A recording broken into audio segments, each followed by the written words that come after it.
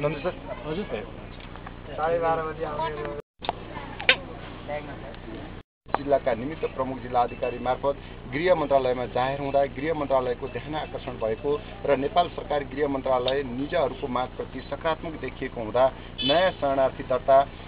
पहिले शरणार्थी दर्जा पाई पुनर्गणना कार्यमा अनुपस्थिति शरणार्थी पुनर्गणना कार्यमा शरणार्थी दर्जाका लागि उपस्थिति भई फोटो खिचाई शरणार्थी दर्जा नपाएकाहरू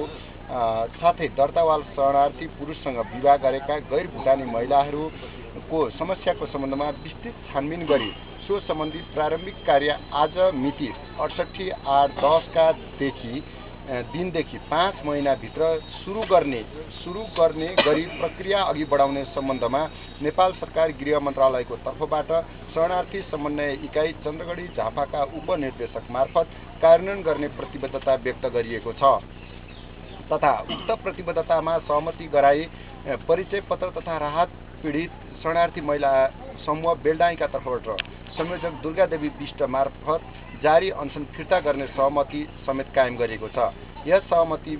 पत्र तयार गर्ने वातावरण सिर्जना गर्न सहयोग गर्ने सबै अगाडि बढाउँछ भन्ने प्रतिबद्धता जाहेर गर्ने सन्दर्भमा म यहाँ उपस्थित भएको छु। यहाँहरूलाई जुन यो अनसन क्रममा जुन अप्ठ्यारो असजिलो महसुस भयो यसको लागि म तपाईँहरूप्रति क्षमाप्रति समय पनि तपाईँहरूको समस्याको समाधान निराकरण गर्ने वातावरण बन्न सकेन। यसको लागि यहाँहरूले जुन यहाँ बसाइको अवस्थामा जुन दुःख पाउनुभयो त्यसको लागि चाहिँ के भने म अन्तरात्मादेखि तपाईँहरूप्रति के भने यो मानवीय जुन संवेदना छ यसको लागि तपाईँहरूलाई के भने पुनः जुन दुःख कष्ट पर्यो यसको लागि चाहिँ सरकारको तर्फबाट मेरो आफू व्यक्तिगत तर्फबाट पनि दुःख प्रकट गर्दछु र जुन लामो प्रयास पछाडि यो हाम्रो एउटा मानवाधिकारका साथीहरू सञ्चारका मिडियाका साथीहरू जसले पहल गर्नुभयो पहलको परिणाम विगत 11 दिनदेखि 12 महिना विगत 12 दिनदेखि दर्ता प्रक्रिया आइडी कार्ड पाउनुपर्ने र रासन पाउनुपर्ने र मिक्स म्यारिजका केसहरूलाई सम्बोधन गर्नुपर्ने सरकारले सम्बोधन गर्नुपर्ने माग राखी यहाँहरू जुन अनसनमा बस्नुभएको थियो त्यो सम्बन्धमा मैले पटक पटक गृह मन्त्रालयमा जाहेरी गर्दाखेरि गृह मन्त्रालय नेपाल सरकार पनि यो मागप्रति सकारात्मक रहेको र अहिले मुलुकको चाहिँ अलिकति ध्यान चाहिँ अर्कोतिर केन्द्रित भएको सन्दर्भमा मन्त्रालयबाट नै प्रतिनिधित्व हुने गरी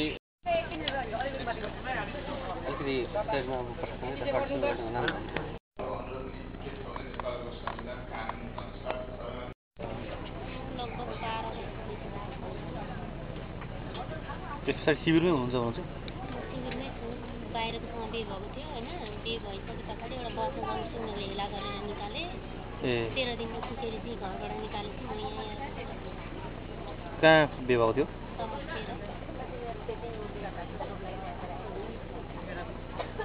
एकजना बच्चा छ तपाईँको डिभोर्स भइसकेको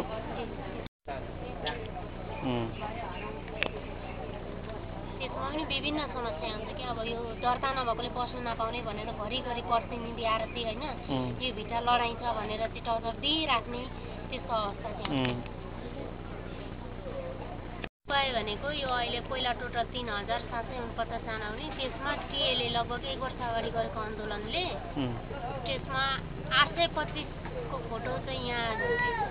823 को फोटो दिएको होला यहाँ होइन। त्यस पछाडि जुन उहाँहरूले चाहिँ एउटा प्रतिबद्धता चाहिँ जाहेर गर्नुभएको थियो होइन यो क्रमशः हामी नरोकी काम गर्छौँ यसलाई रोक्ने छैनौँ सबै पीडितहरूको समस्या समाधान गर्छौँ भनेर उहाँहरूले दिनुभएको थियो तर त्यो चाहिँ पुरा नभएको कारणले अहिले हालमा 2926 जनाको चाहिँ यो टोटल पीडितहरूको चाहिँ चाँडोभन्दा चाँडो तत्कालै चाहिँ यसको चाहिँ समाधान गरिनुपर्ने आवश्यकता थियो। लेटर प्याडमा नै आउँछ के आउँछ नै आउँछ भन्ने कुरा छ त्यो अहिले हामीले सुरु भएन भने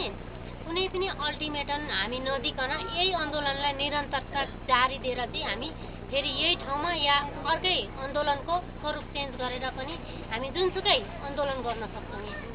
यही भन्न हामी सक्दैनौँ त्यतिखेरको अवस्थाले जे सिर्जना गर्छ त्यही खालको आन्दोलन गर्छौँ। किनभने योभन्दा अगाडि पनि हामीलाई 2 चोटिसम्म झुकाएको छ र वर्षौँदेखि 18 वर्षभन्दा बढी चाहिँ न्याय नपाएर होइन एउटा ज्ञापन पत्र चाहिँ कयौँ ठाउँमा चढाएर पनि न्याय नपाएका पीडित भुटानीहरू यहाँ छन् भने मलाई विश्वासै छैन। यसलाई पनि एकदम सही निर्णय र सही निर्णयमा पुगेको र यसलाई म धन्यवाद पनि दिन चाहन्छु। यसै गरी सम्पूर्ण अलिक स्वर खोल्नु पर्ने भयो। म कता अर्कै यसमा थिएँ कि त्यसले गर्दा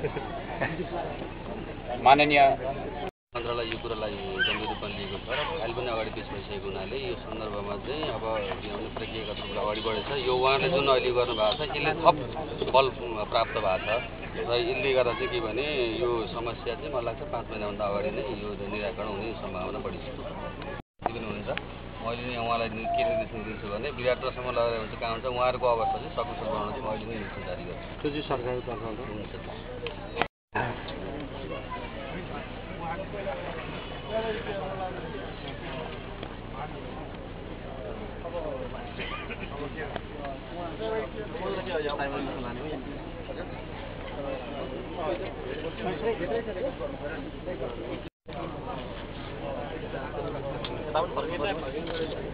यहाँ जसरी पहल गरिदिनु भयो आजसम्म र पहल गरिदिएर उहाँले गृह मन्त्रालयसम्म लगेर सबै थोक गरेर आज हामीलाई चाहिँ एउटा खुसीको खबर ल्याएर यहाँ दिनुभयो। त्योभन्दा हाम्रो गौरव केही पनि छैन र यहाँभन्दा अगाडि पनि यहाँ सिडिओ मार्फतै हाम्रो कुरा चाहिँ माथि पुग्ने हो र जसरी भए तापनि अब यो 5 महिनाभित्रमा चाहिँ हाम्रो केही हुन्छ होला भन्ने त्यो हामीले चाहिँ एकदम विश्वास गरेका छौँ।